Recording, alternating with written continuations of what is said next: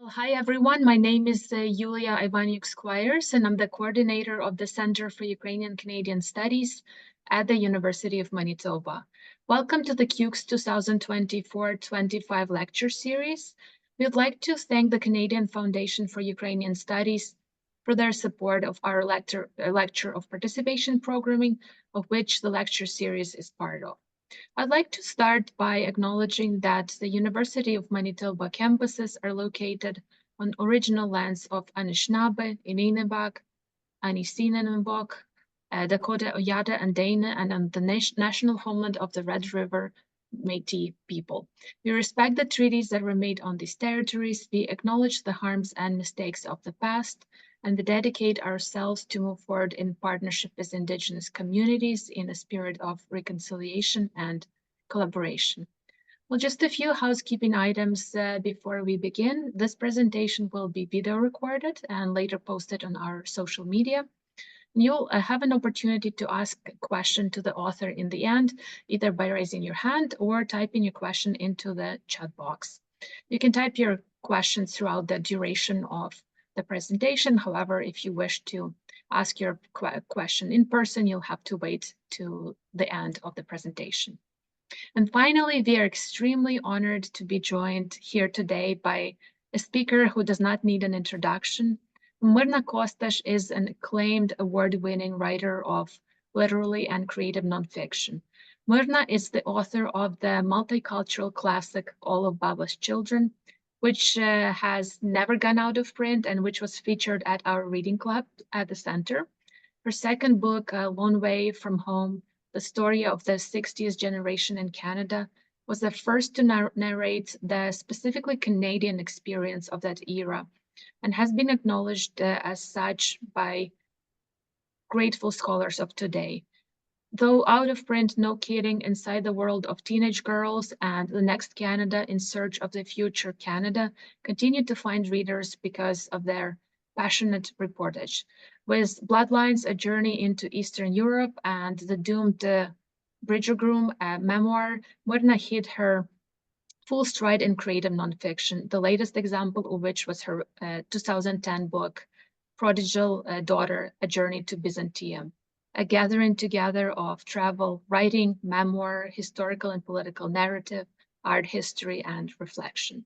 In original documentaries of two key events in Western Canadian history, she's the editor of the Frog Lake Reader and the Seven Oaks Reader.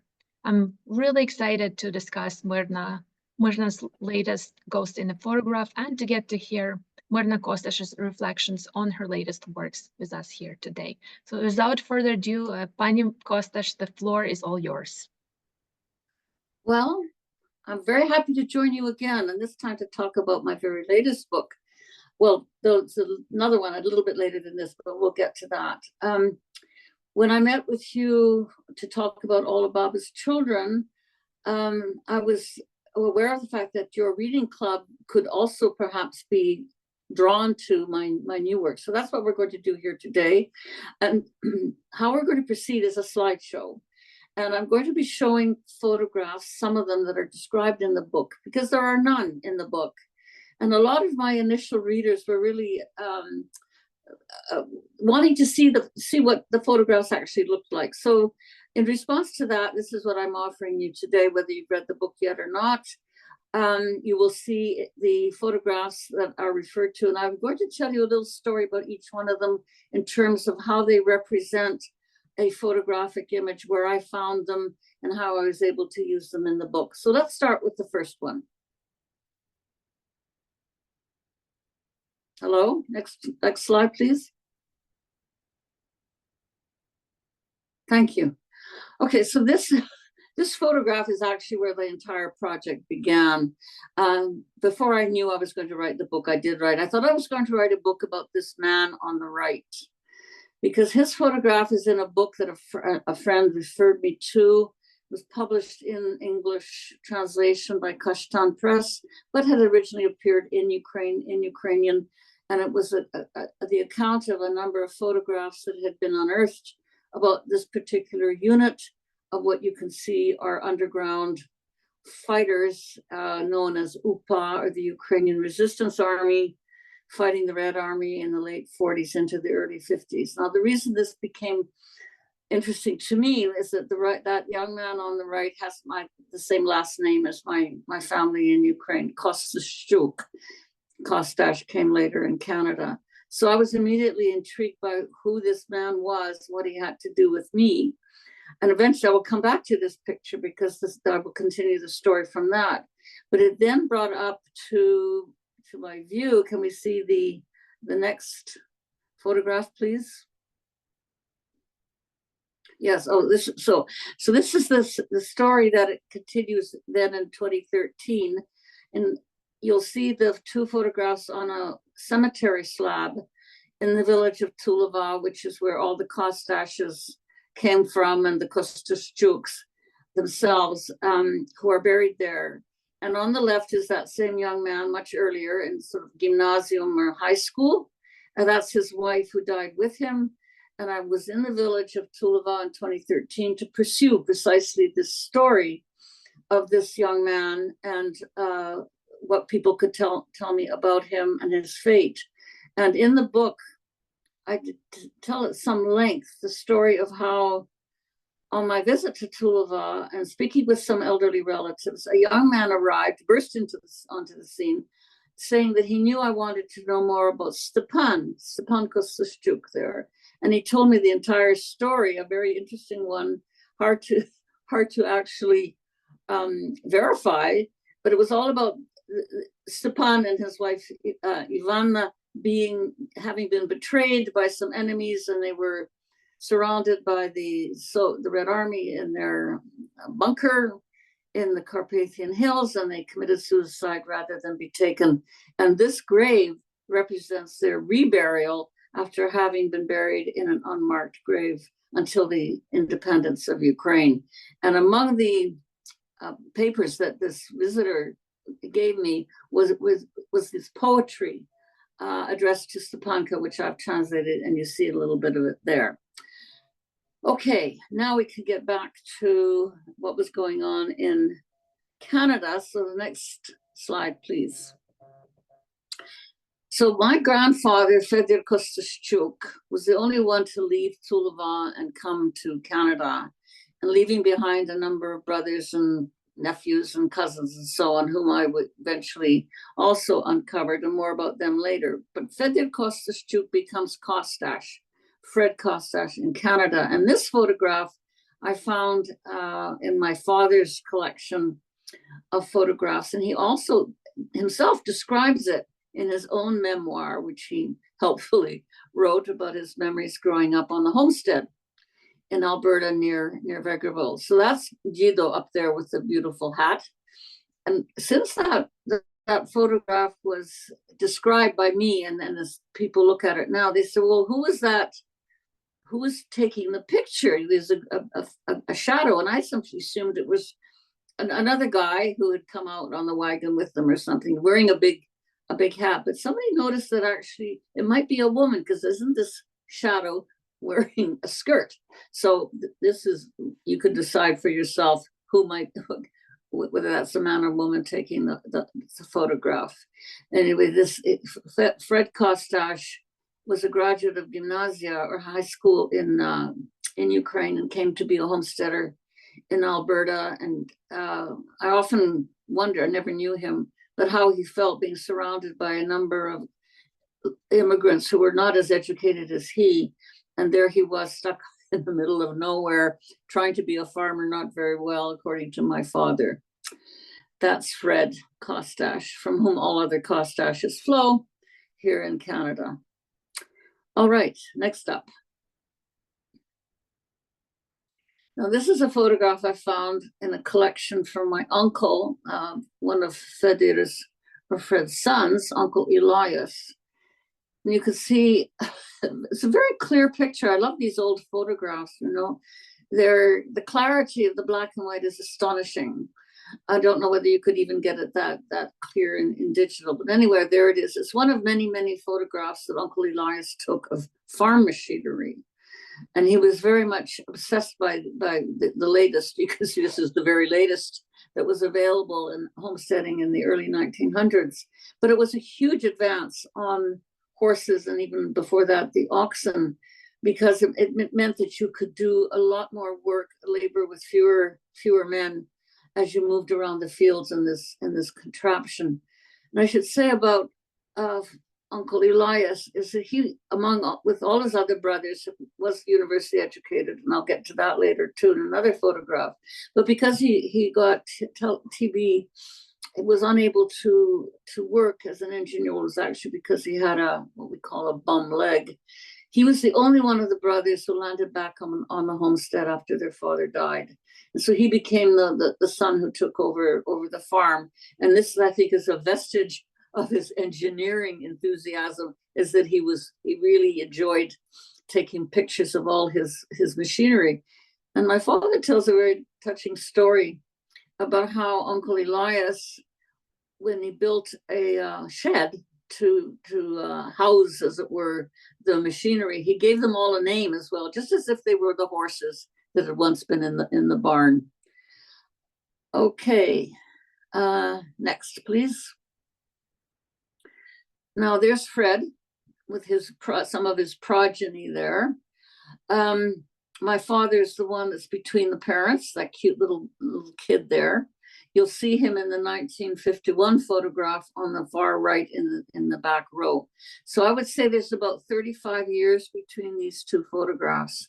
So Baba in 1951 is looking very much exactly as the Baba I knew when we would visit her on the farm. She seemed to me terribly old. She was probably in her 50s. Always wore that crocheted cap on her head, and these great big, or these glasses that looked like, they were many, many lenses thick. She was so short-sighted, and had been from her childhood. And as a result of that, even though her brothers, her brother Peter Zvaric in the village same village Tulava that the Kostashes were from, her brother had a marvelous education, but Baba was illiterate because she was forced to stay at home to take care of all the younger kids. Familiar story. And because she was so short-sighted, she couldn't make use of the schooling that was on offer. Nevertheless, as a young mother there, she is at the homestead. That's the house that was originally built. People will probably recognize the stages of housing that families built on their homesteads. So this one supplanted the thatched roof, white plastered chata that we know from the old country. And then they built, quote, the Canadian home that looks something like this. And of course, all these pictures, you'll notice this, all these pictures are taken outside. So even up to the 50s, well, maybe not the 50s, but earlier than that, because I realized this flash bulb hadn't been invented yet to take indoor pictures. So you'll see in a later picture that even when there's snow on the ground, there you are standing outside. About my father when he was this cute little kid, he tells a story in his memoir that his mother was so disappointed to have yet another boy. The young woman standing behind her is her first child, and the only girl she was to have. And she was married at 15 or 16 to a local farmer, Dmitry Fodchuk. So when Bill came along, yet another boy, but he was really cute. Some family in the neighborhood, I have no idea whether this is true, offered to adopt him because they wanted a girl, and he was the closest thing that looked like one. But my Baba was actually quite scandalized, and Daddy stayed at home with the rest of his brothers. He actually left the farm when he was age 9 to finish his schooling in Vegreville in an English school, a public school, and wrote his memoir just up to the age of 9, basically, when he left the homestead. But it was a very precious first few years of that story of settlement. Okay, next, please. This is a very, very famous photograph. We all us Kostashes have a copy in our homes. This is a photograph that was was widely printed, reproduced, and so on in media, newspapers, of course, at the time, but also among English English language readers, including the author in the book by J.G. McGregor, the book called Vilnius Zamyi, the story of the Ukrainian settlers in Alberta. And McGregor was much struck by this image because it was of a first generation Ukrainian settler family, Baba Jido there, and their children, the daughter accepted, who all went on to university to get at least one degree, in some cases 2 or even 3.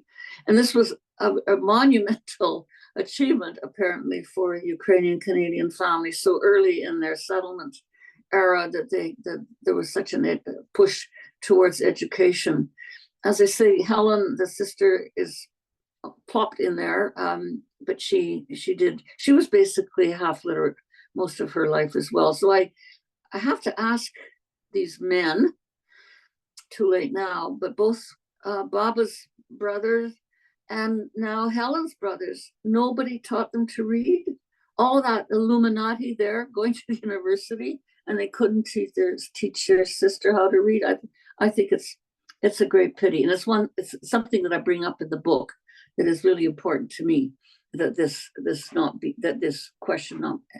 question be raised, and that it hadn't been raised before. Okay, next picture, please. All right, so here we have a photograph in that frame that was hanging for decades in my father's study in Edmonton. And it was still there when he had died, and my mother and my sister and I were in charge of doing something with his papers, his photographs, his mementos, and so on, that he had his typewriter in his study. And this one on the wall, couldn't identify. Nobody seems to have asked my father. I didn't. Well, who is that and why is he there? I was traveling at the time that my sister decided that she would take this to an antiques dealer. And indeed, it was purchased for $40 because of the frame. The frame has a story behind it, again, in my father's memoir, who said the family bought it from a traveling salesman who was going around to all the homesteads saying, well, your neighbors bought some of these frames for their forebears or their family. You don't want to be left behind. So sure enough, they bought a bunch of these frames, and this young man was framed along with them. Well, I came back from traveling and I went to church, and a family in the church also comes from Tulava, and they had recently made a visit there, the ancestral village of theirs as well as mine. And they came back with this little booklet, Da Dobry Lovie.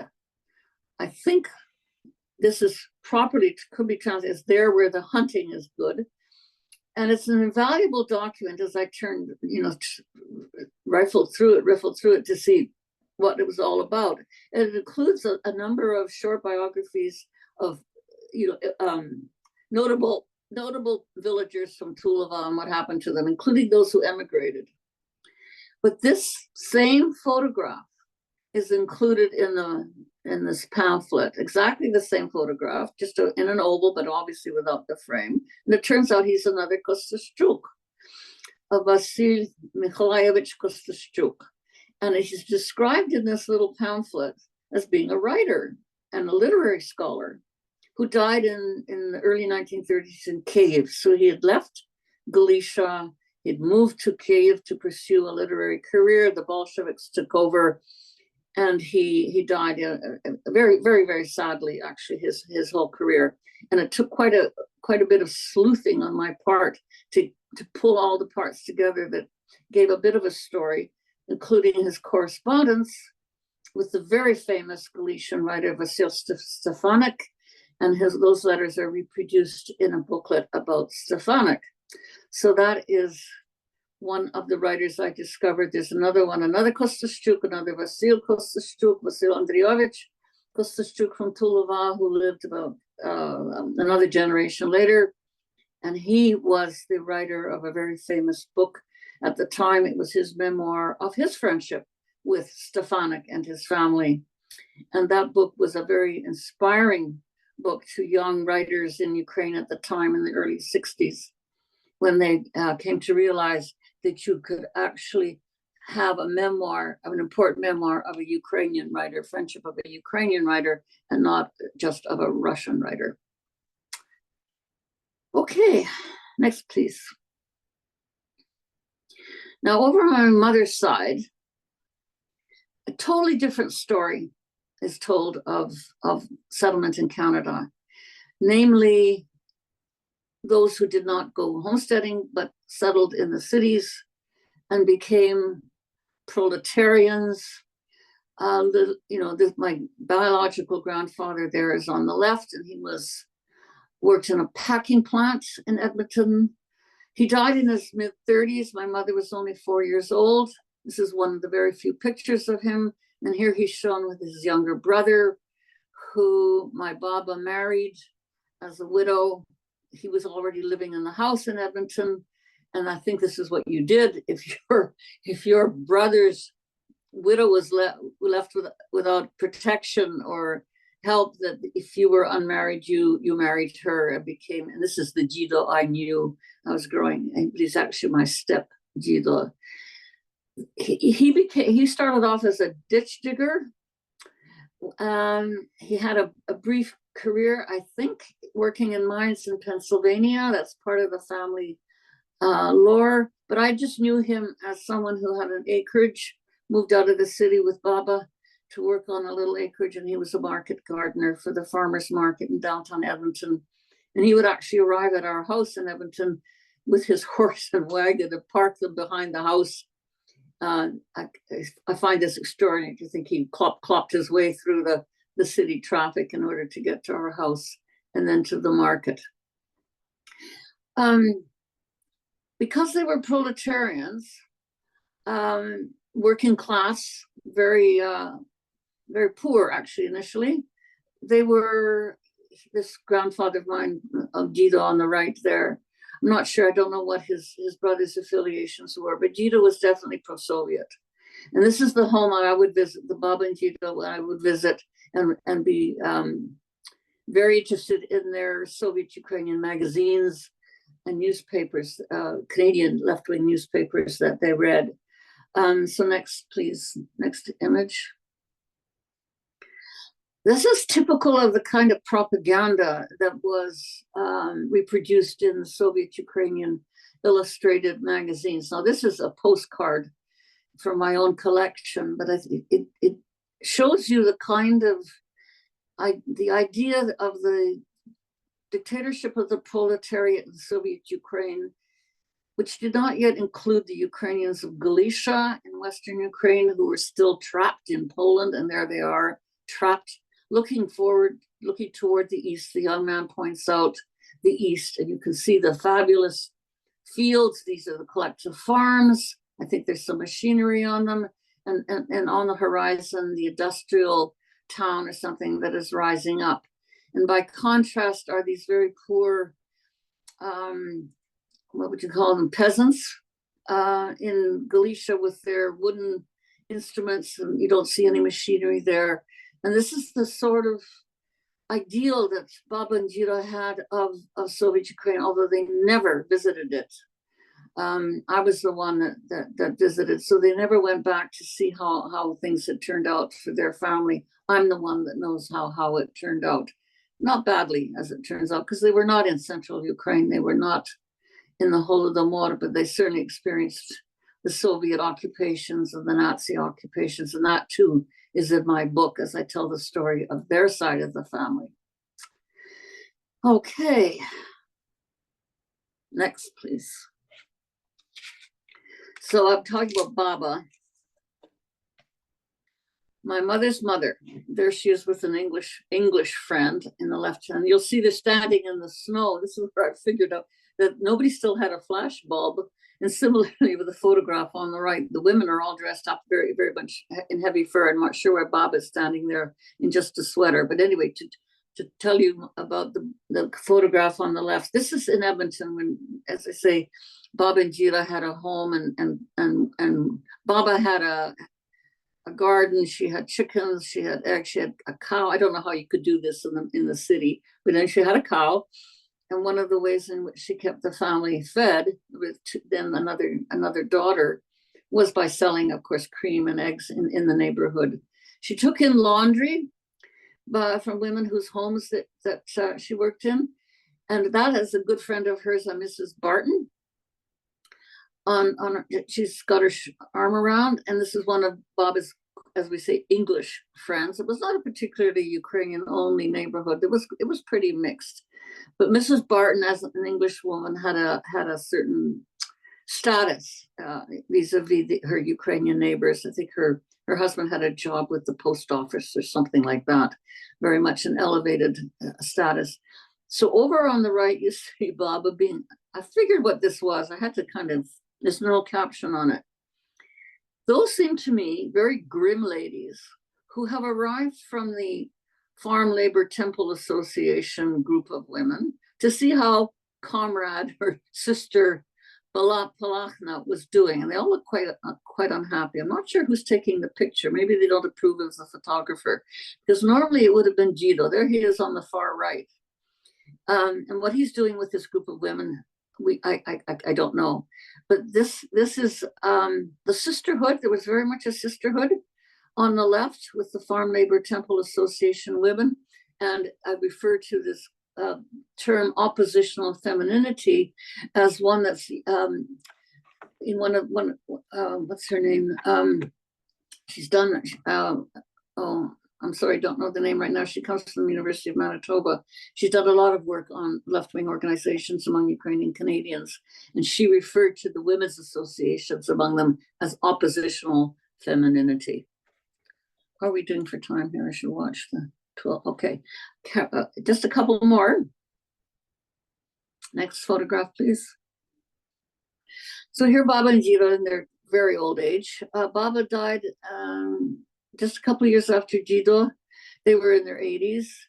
This is obviously a very badly reproduced. It's taken from a newspaper, actually. I clipped it out of the newspaper.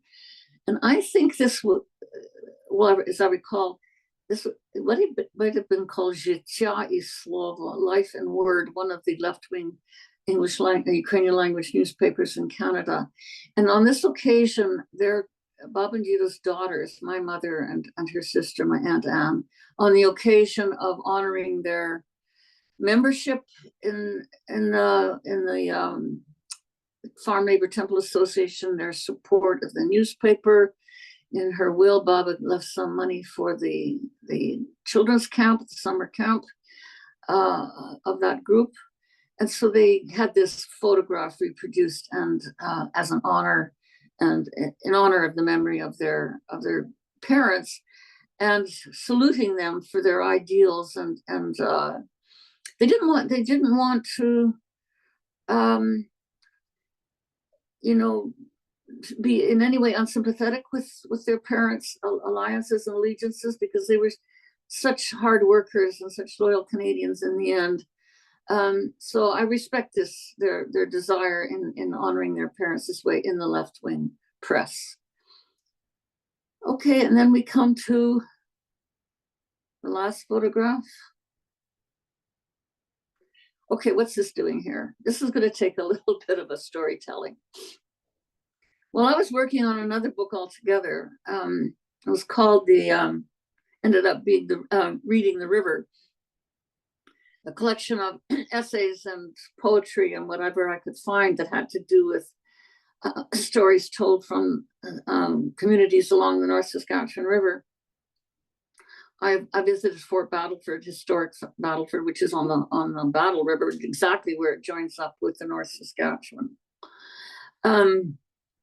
And when I was visiting the historic site, I was unaware at that time of a historical event that had taken place there. I learned about it later when I was having lunch in a restaurant in Battleford, and there was a little leaflet that the city of Battleford had prepared for visitors saying, important sites in historic Battleford. And they had a little map with a big X on it in one part that said mass grave of Cree warriors. And I thought, what are they talking about? And I followed the map, and it took me to this place on the left there. you saw the teepee, the poles sticking up out of the bushes, and I made my way to this. So what is this? This mass grave is the resting place of 8 Cree warriors who were hanged together in the one mass hanging in Canadian history that took place in November 1885 at Fort Battleford. The gallows were constructed at the fort. These men were hanged for their role in the Frog Lake Massacre, as it has been called. Not the best word for it now. In any event, they were found guilty of killing unarmed white men, which was true, and hanged together and literally dumped in their first grave and covered with a cement slab. The whole story from there is very interesting in terms of how it then came to another generation of Indigenous people to mark this place and give a bit of a history to it. What you see on the grave slab there are the names in Cree and in English of each of those warriors who is buried there, and prominent among them is Wandering Spirit, who was the war chief of the band Cree up at Frog Lake at the time of the killings. Well, this became the beginning of a very long and ongoing story for me, because in following up the story of what happened at Frog Lake, visiting that historic site, I realized that this was a story that has an ongoing relevance and importance to us now who are settlers, descendants of settlers. This took place 1885, only 15 years before the Kostash came, and my grandfather, Frederick Kostash and his family took out homestead title. That was only 15 years, and it's never, ever mentioned in connection with that date of the Ukrainian settlement. Much less is it ever referred to, our settlement ever referred to in terms of Treaty 6, 1872, that ceded all this land to the settlement that then succeeded in the early 1900s. So this became a very important moment for me as a Ukrainian Canadian, as a writer, as someone descended from the people who benefited from treaty land and the so-called free lands. And I have pursued this connection ever since, including to be a founding member of a small group here at Edmonton called the Indigenous Ukrainian Relationship Initiative, IURE. If you sound that out, it's Yuri, as it turns out. So I just wanted to leave you with this particular image as a sense of how stories never stop. I thought I was starting to tell a story about my grandparents and associated with them the stories of the relatives who never left Ukraine and this ongoing Ukrainian history there. But it all comes back again to, and I conclude my book with a section called Coda on the Land, because as a result of my experience of the research I did for all of Baba's children and becoming so close to that community, I ended up buying a quarter section of my own on what I now know is Treaty 6 territory. And so I revisit all of that, my experience of being on the land of my own and being near a Ukrainian Canadian community called Two Hills, which is now completely unrecognizable. There's nothing Ukrainian Canadian about it anymore. Anyway, I'll leave you with that plus one final image, because we can perhaps refer to my very latest book.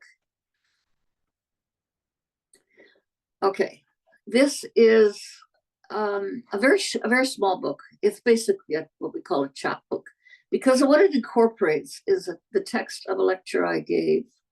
It was a few months after the war started again in Ukraine in 2022. And I was the writer in residence with the university, Athabasca University. It's an online university, actually, a virtual university. And so I was actually writer in her own residence when I fulfilled that role. But one of the things that was expected of me was to give a couple of public lectures. And the first one I gave was the text of this little book, Writing Ukraine. I was asked to write about Ukraine. People's interest was very, very piqued by the war and the suffering. And so I looked back over my own work, the books in which I address or fail to address Ukraine, and put it together as a reflection on writing Ukraine from my point of view as the writer you know now.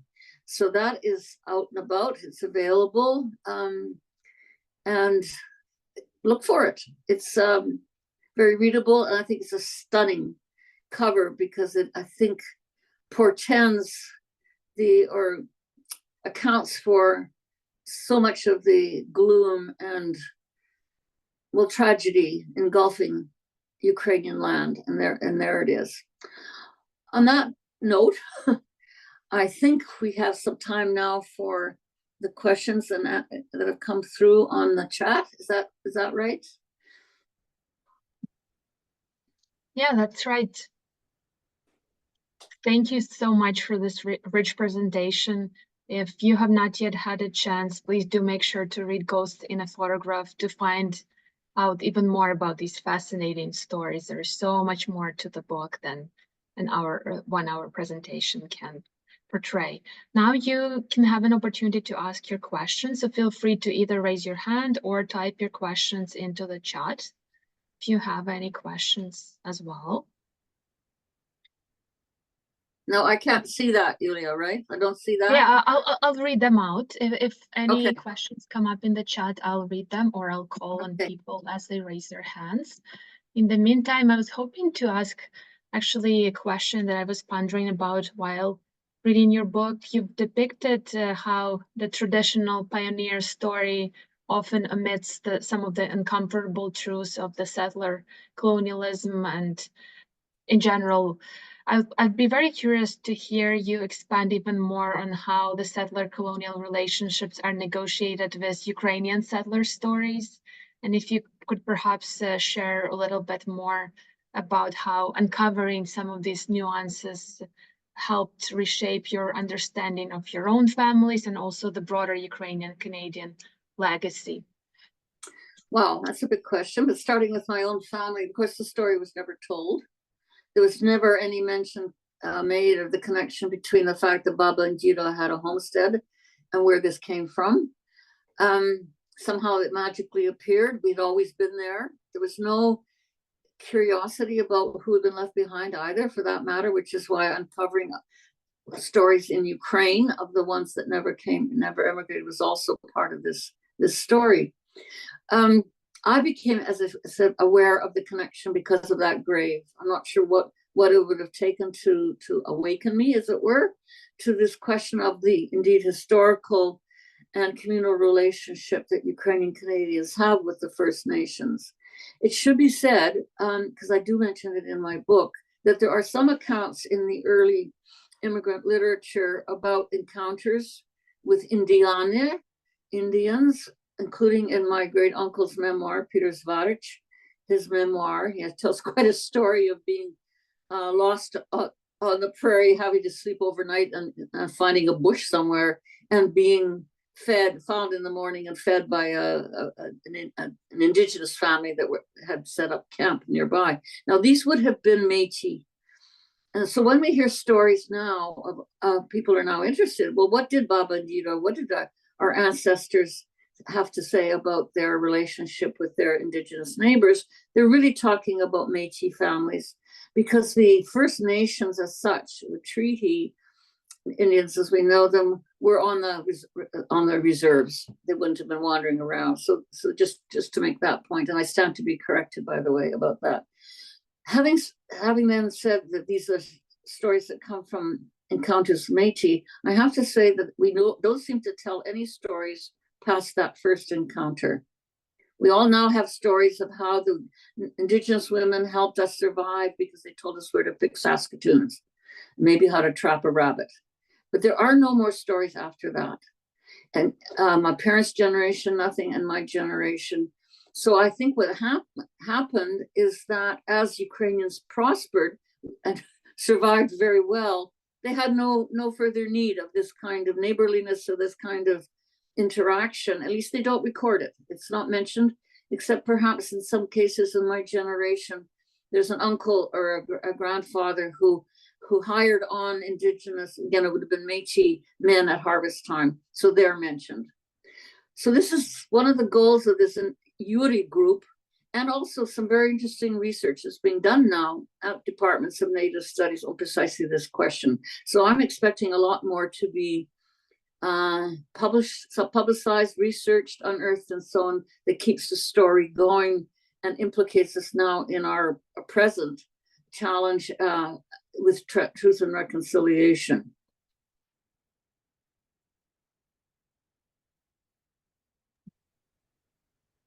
Thank you. Pani Olha, would you like to ask your question? You can unmute yourself. Okay. Good afternoon, dear Pani Myrna. It is my pleasure to see you. I am a newcomer, and I'm a literary scholar too. And now currently I'm working as an instructor at Ukrainian Educational and Cultural Center of Seredok. And you can guess most of my students have Ukrainian roots. And I asked, in my first class, I asked, what motivates you to learn Ukrainian? Because you are Canadian. This question can be answered by one my student, his remark: I want to speak like my Baba. And I noticed that all the English-speaking Canadians with Ukrainian roots I talked with never translated this word, never called their grandmother's grandma, but always respectfully said my Baba, my great Baba, even they said my great Baba. So as for me, as a researcher, grandma is not just a bearer of identity. Yeah, she preserves and transmits the memory of generation. In a way, Baba is a wise woman who possesses mysterious knowledge, and that's why to know the language of one's grandmother is to have access to this mysterious knowledge, to the culture of one's ancestors. So my first question: why do Ukrainian Canadians keep this Ukrainian name, this Ukrainian called Baba? And next one, why the Baba remains a sacred figure for Ukrainian Canadians? Why does Baba remain what? A sacred figure. Sacred. Figure. Mm-hmm. Sacred. Yeah. Well, for one thing, Baba has become like a first name. We just say Baba. We don't say Baba Palachna. We say Baba. So Baba is a first name for this person who's our grandmother. And I think it'd be very interesting to know whether it was so prevalent a name before multiculturalism, because with official multiculturalism, there was such a pride then. I remember people wore a button that said "Kiss me, I'm Ukrainian." Right? It was suddenly, not so suddenly, but it was the work of multiculturalism to open up to non-Ukrainians the richness of the Ukrainian Canadian community. And of course, invariably, that has to do with your cooking, your pierogies, as we call them, these vareniki, and Baba was the one who made them. And it was Baba's kitchen, it was Baba's cookbook. So Baba became a kind of universal designation for this, as you suggest, a designation for the entry into Ukrainian Canadian culture through this wonderful woman's cooking, her religious practices, or her associations, or something like that, and always the garden. And this is something I noticed when I was doing the research in Two Hills, that the gardens were, Ukrainian gardens were just absolutely fantastic. And some of the young men, when they were young, would get work weeding, taking the weeds out of the English gardens because they didn't know how to garden. Anyway, I don't want to take up much more time, but I thank you for that question. And but with the caveat that people's Baba now are probably born in Canada, you know, unless it's newcomers. So when you're talking to your students and they say they're Baba, that's somebody like me. I'm Baba, right? And I'm Canadian. Yes. So I'm not sure who's going to have And I like very much your powerful female energy. Thank you. Okay. Okay, Father Roman.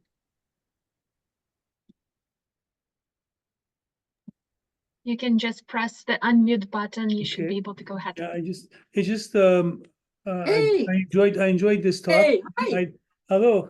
Hi. It's the second time I heard you speak on the same topic, and it was interesting both times, you know.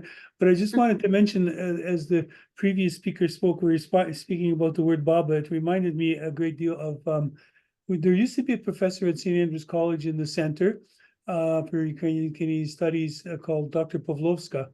And she taught Ukrainian. That's why I remember it, because it just talked about Ukrainian class. And she would always ask, you know, how many students in this class have Ukrainian roots? And there'd be a few people put up their hand, you know, 5 or 6 out of 20 or whatever. And but she started to ask the question, how many of you have a Baba at home? And it was like, you know, 90%. It's like that became the identifier. That's why it's the part of the tied to your tied to your ancestors, whether But or why not not you have Jido? somebody Baba. Pardon me? Why don't we say the same thing about Jido? Nobody ever talks No, about nobody ever Jido. does. And I think it's also interesting talking about photographs is that I think the men, pioneer men, had to try to fit into society, and they're always, you look at wedding pictures, the man usually is dressed up in some kind of, you know, European suit or Canadian suit, and the wife who's married is dressed up like she just came from the village in Ukraine. And all those pictures, you know, are exactly, and they both grew up in the same town in Western Canada, but that's the way it is. And so I think people don't have that same relationship to Gido, or as my ancestors would say from Bukovina, Gido with a G.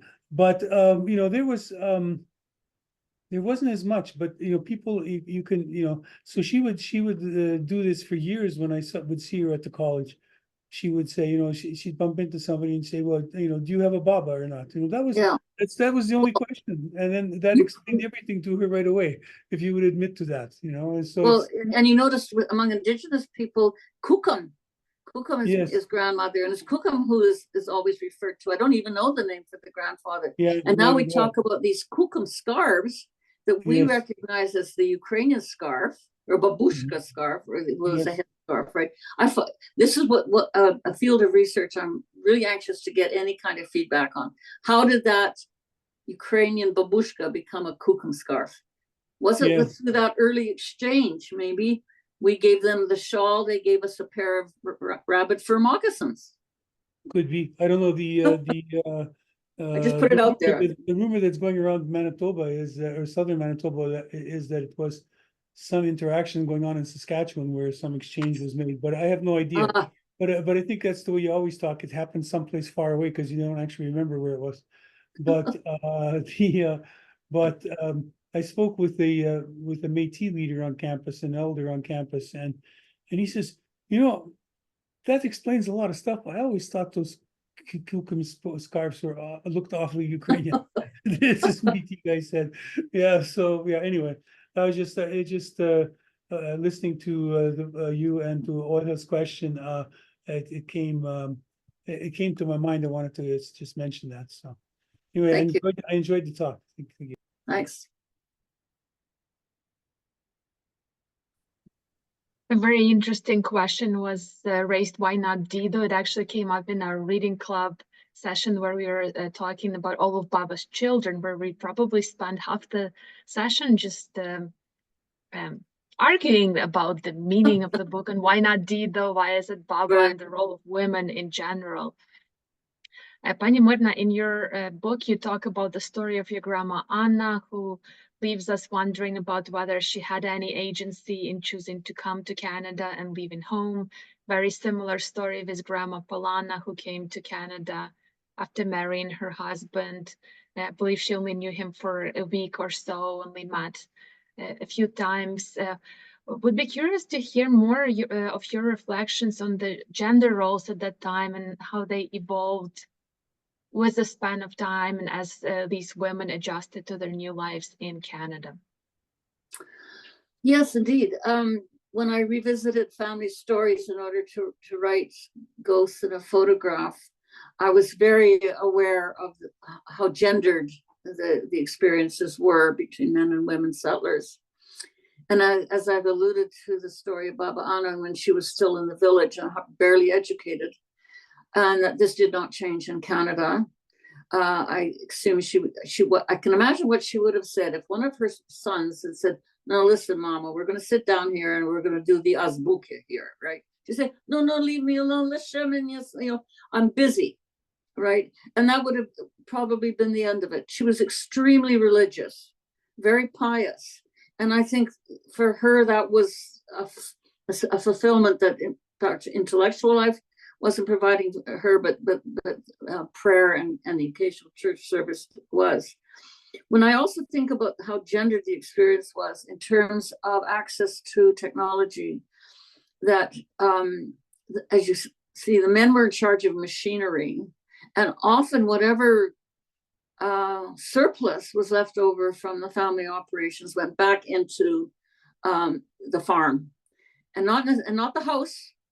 Baba had to deal up with leaking roofs and everything else because the money from the land surplus from the farm operation went into the machinery or what have you. So her status was, compared to the kind of household she would have run in Ukraine, was so diminished. I thought about this for the very first time when I was writing this. Back in the village, and I had the benefit of Peter Zvarich's hand-drawn map of the village that he made in 1920. All of the school, the hall, the church, the graveyard, the mohila, the monuments, everybody's little bit of orchard and garden, and the fields that they worked, all of that was there in their village life. They come to Canada and she's told to start all over again by literally a hole in the ground, the legendary Burdai.